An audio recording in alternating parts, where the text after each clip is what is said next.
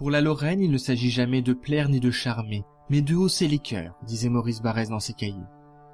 Et c'est à Bar-le-Duc, en Meuse, dans l'église Saint-Étienne que le transi porte à bout de bras son cœur élevé vers Dieu depuis 1547.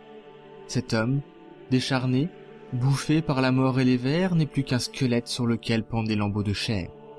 Ce squelette, c'est René de Chalon, prince d'Orange, tué à l'âge de 25 ans au cours du siège de la ville de Saint-Dizier en 1544.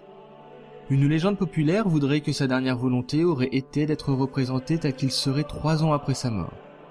Ligier Richier, l'un des plus grands imagiers attachés à la cour ducale de Lorraine au XVIe siècle, se verra confier la lourde tâche de réaliser ce monument.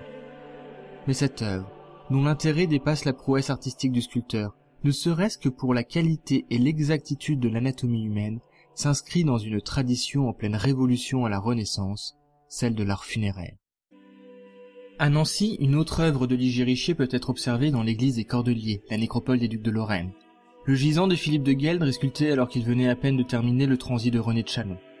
Tout droit venu du Moyen-Âge et de l'art chrétien, le gisant met en valeur la personne inhumée.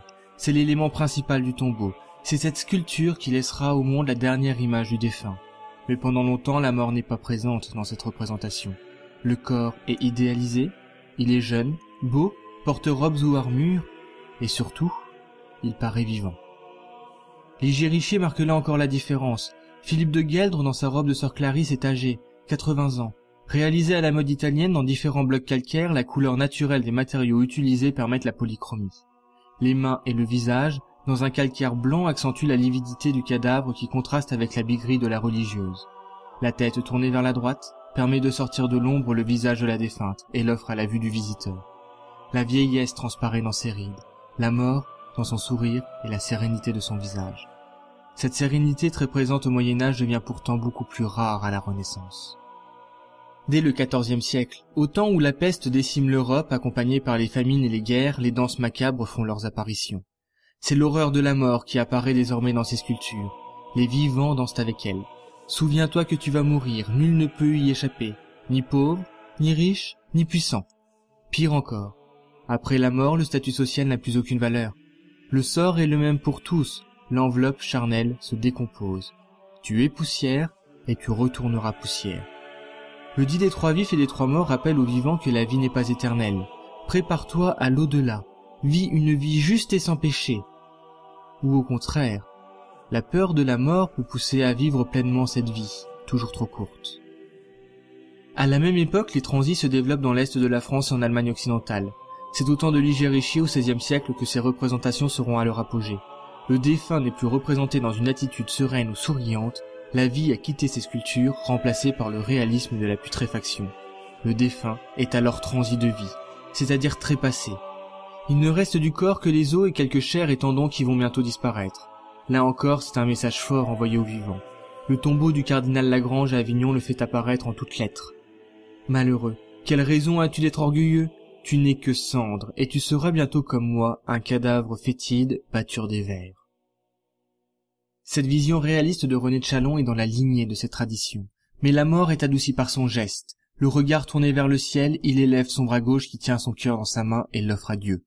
On peut y voir une sorte de résurrection ou une image de la supériorité de l'esprit sur le corps. L'écu sur son côté est le symbole de la chevalerie. Pourtant cet écu est vierge de toute inscription. Aucune armoirie n'y apparaît. Dans la mort, on perd ses richesses et également son statut. En ce qui concerne le corps du prince d'Orange, il fut transféré aux Pays-Bas dans la sépulture familiale. Seul le cœur et les viscères sont restés à Bar-le-Duc. Originellement, le squelette devait tenir dans sa main gauche un petit réceptacle qui contenait le cœur du défunt. Il a été vandalisé en 1793, victime des révolutionnaires. Par la suite, il a été remplacé par un sablier, symbole du temps qui passe et de la mort qui approche, puis par le cœur que l'on peut voir encore aujourd'hui. Louis Bertrand, écrivain originaire de la Meuse, voit dans cette sculpture l'amour de René de Chalon pour son épouse, Anne de Lorraine, cet amour qui surpasse la mort.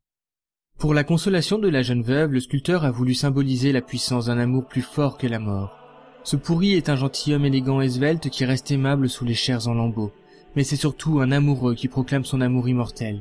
À vouloir traduire cette chose impossible, l'artiste s'est surpassé. Une trouvaille de génie, cette cambrure de rein, cet élan de tout le corps et du bras dressé qui élève le cœur toujours vivant comme un ostensoir d'amour, et cette tête, aux orbites aveugles qui d'un air enivré contemplent au bout du bras triomphalement tendu le misérable morceau de chair où palpite encore une ardeur divine. Cette œuvre, de l'humble imagier de Saint-Miel, éclate comme un cri de pardon, un cri étrange et inattendu, dans la somnolence d'un après-midi laurent.